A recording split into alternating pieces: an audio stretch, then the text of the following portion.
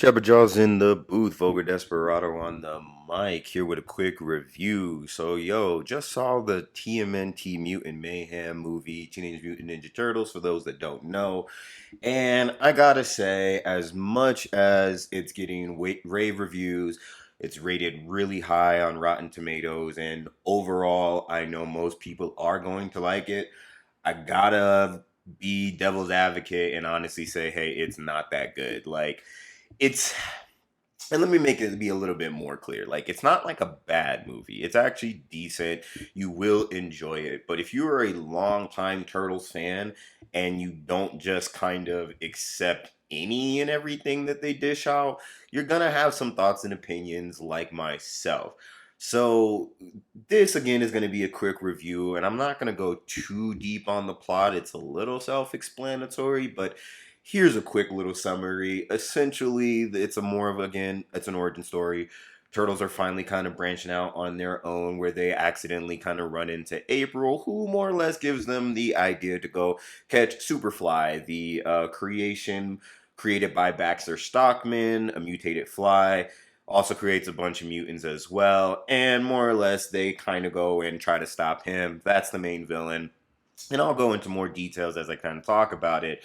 But first and foremost, like, I'll give it some praise. It is pretty funny. There are some good jokes. It's good cast. Everybody's pretty awesome in this.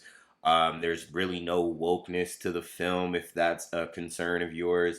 That being said, it also got a lot of name dropping. There's a lot of references, a lot of things that will make people laugh. They'll be like, "Oh, I know that Attack on Titan, Forza." There's a lot of like references in that, and that to me is a double-edged sword. But those are things that people will like. The soundtrack is fire. It's got good music, and animation isn't bad. But I'll go a little bit more into my opinion on that here in a little bit. What else? What else? I mean, yeah, like, it's not a bad movie. I mean, really, I'd probably give it about a 6 or a 7. But again, I'm a longtime Turtles fan, and my biggest fucking gripe with this is not Teenage Mutant Ninja Turtles. This is Teenage Mutant Turtles that do karate.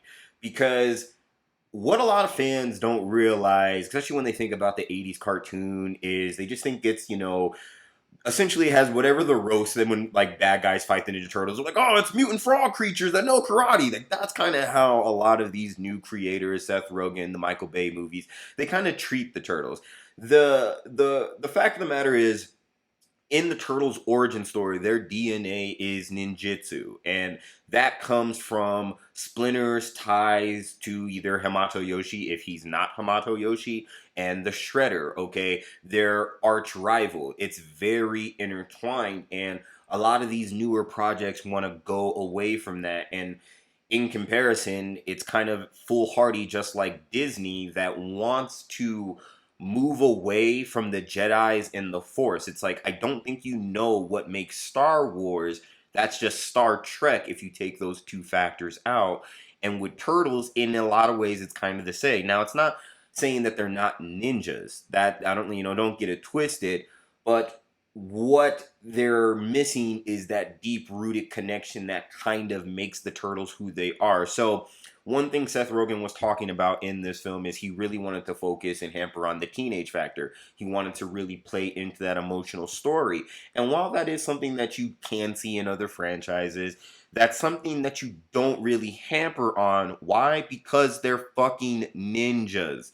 Okay? If you understand that, you'll understand that even at 15 years old, their hobbies, their lingos, like some of the things they do might be a little teenage, but you're a ninja. You're a killing machine. You're gonna be more mature than the average, okay? And that's something that, even though, like, yeah, it can be fun and entertaining to watch, it's kind of silly at times when you're like, that doesn't make sense. So you might have seen the trailer, like, Raph is using a sword and he's like slicing watermelons, and him and Donnie and Mikey, they're all like recording it.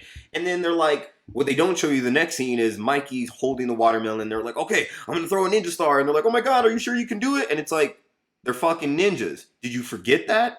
And I think they did. because they really tried to make that shit seem scary. And I'm like, bro, they're ninjas, okay?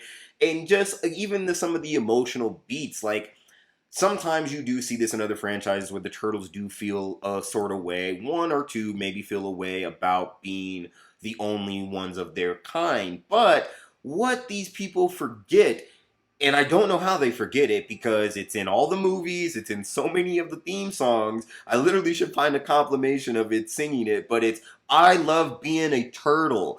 And in this movie, they do not love being turtles. They want to be humans, they want to be in the human world. And look, I get it, but that was actually one of the key beautiful factors of the original Ninja Turtles.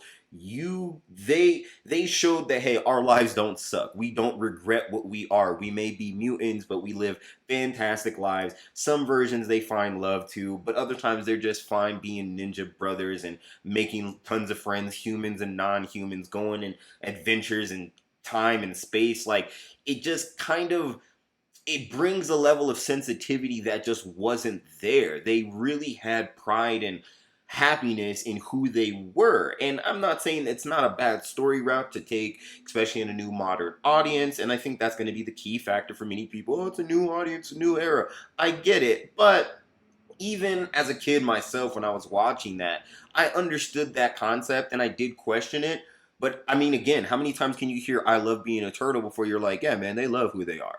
And it is what it is. I think you can preach a bit better self messages of, self love in a way than kind of going the route of, dang, we're all alone and now we got to kind of prove ourselves and get people to like us. I mean, and again, too, once you have them all out in the open like that, it takes away again the concept of ninja. In the 80s cartoon, they were a little bit more well known. April kind of just was like teenage turtles, they saved the day on the news, Channel 6.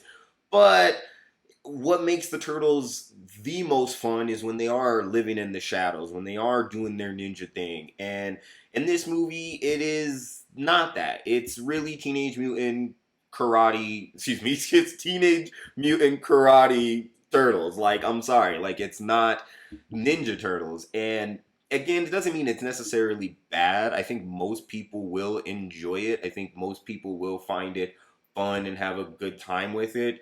But it's not as perfect as as some of these ratings are, and as I kind of hoped it would be. I could kind of tell from the more kiddie art style that it wasn't going to be the greatest, and as as tight as it kind of looks sometimes, when I don't know, eventually some of the art is a bit of an eyesore, and artistic choices. Everyone's gonna have their opinion, but personally speaking, I don't know. I don't like the fact that every character is just so god awful ugly. Like, they make everybody but ugly. Like, it's really really kind of weird. And there's people with like misshapen eyes and oblong. And look, maybe that's part of the artistic storytelling of, hey, well, they're mutants, but everybody else looks freaky too. I don't know. There could be something deeper there, but it's a little bit of an eyesore sometimes. The backgrounds, I think, do look kind of cool, if not a little bit cheapish and lazy, because it has that sketchy draw feel to it, kind of like some Basquiat painting. And I don't hate it, but it is what it is. Now, I guess my other biggest gripe is the nerfing of characters.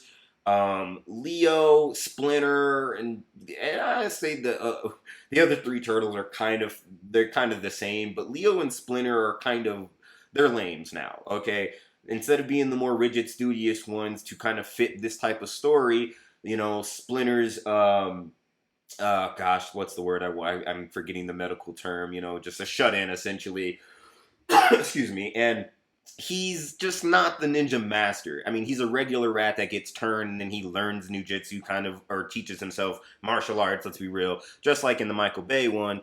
And again, that's like nerfing the character. You can either make him Hamato Yoshi or you can make him the rat that learned it from his, master when he was normal. I can accept either way, but this regular rat that just picked up a Billy D. Taibo video and watched it and then is a ninja master, I'm not buying that as much. Sadly, it's just not as, again, it just diminishes the whole ninjutsu, ninja master factor. I mean, Splinter's all old, that back, and just kind of weird, I don't know. It wasn't like, Jackie Chan was hilarious in the role. I will say that. The voice casting, again, is awesome. Ice Cube, the kids, the four kids that they got, except Mikey and Donnie really should have switched voices. That was the weirdest thing. Mikey is the shortest with the deepest voice, and Donnie is like, I think, the tallest with the youngest voice. And you're like, hey, we really should have just changed that. This is not cracking here.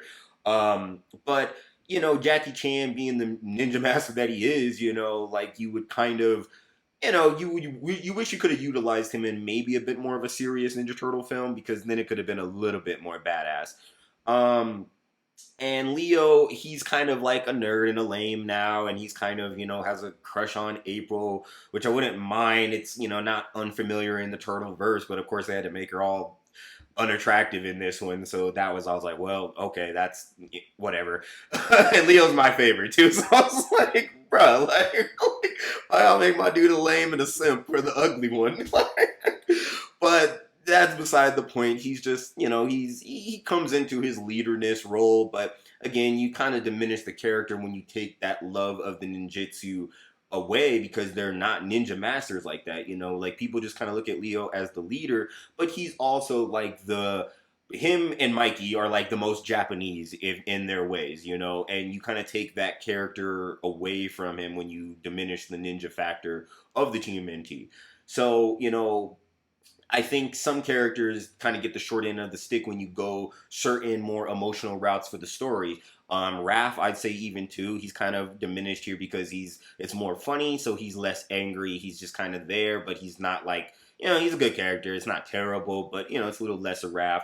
Mikey and Donnie, I think, were a little bit more, shine a little bit better in here. Like, honestly, all four of them are like, you rarely see them apart, so it's, no one's really bad except for how they kind of nerf the characters, but and again, the voice, the characters, the boys, they were good. Shout outs to those kids. But truly and honestly, I just, what I want is more of what we had. There's this idea of chasing new audiences, but if you have young kids today, or you meet young kids today, they like the old shit that we like. Kind of like when we were a kid and liking some of your parent shit that you shouldn't have been liking. The simple reality is there's real artistry behind some of the older stuff, and there's something that can capture and captivate audiences from all generations. And I think a little bit of it is that simple badassery, because when you make things more designed for children, kids will like it, but they will be turned off of it a lot quicker. Turtles doesn't stick around all these years because it was just kid friendly. No, people learned eventually, if they, and rather some of these movies kind of go to it, and some of the cartoons went to it too, but from the '80s show, most people learned eventually, Turtles was legit badasses. It wasn't just a catchy song and pizza time. It was, hey, they're fighting, killing ninjas, and they're doing, like, the dirt. So, in my opinion, as a longtime Turtles fan, it does kind of suck that and obviously it was obvious to tell, but it does kind of suck that, they're diminishing that ninja aspect of what, in my personal opinion, makes the Ninja Turtles so great. But most people are gonna love it. Normies are definitely gonna love it. It's gonna probably be only fans like myself, and meaning people maybe like myself, that have that complaint. But let me know what you think in the comments. Try to keep this a little quicker, but had a lot to say, I guess. But you know what it is. Jabberjaw's in the booth. Please let me know. Hit that like, hit that subscribe, leave something in the comments. We'll catch you on the next one. Peace.